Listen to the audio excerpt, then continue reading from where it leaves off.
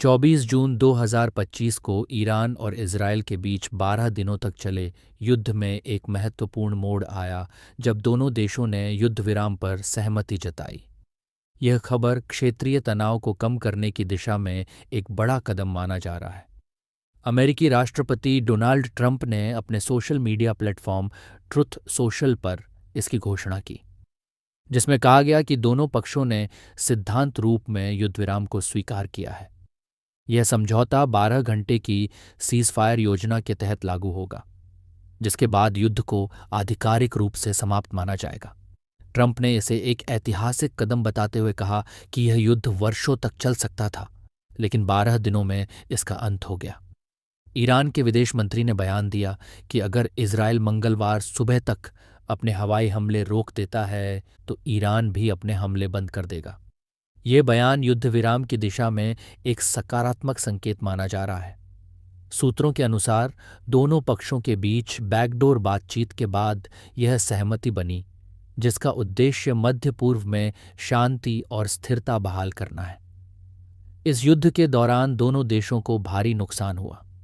Israel ने Iran के परमाणु और सैन्य ठिकानों पर हमले किए, जबकि ईरान ने इजरायल के शहरों जैसे तेल अवीव और हाइफा पर मिसाइल और ड्रोन हमले किए।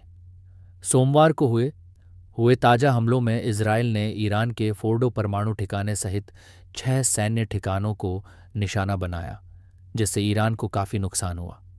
वहीं ईरान ने इजरायल के रिहायशी इलाकों और अस्पतालों पर हमले किए, जिससे दोनों पक्षों में सैकड़ों लोग मारे गए।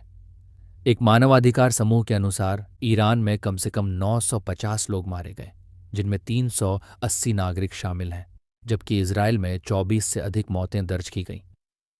युद्ध विराम की घोषणा के बावजूद दोनों पक्षों में तनाव पूरी तरह खत्म नहीं हुआ है।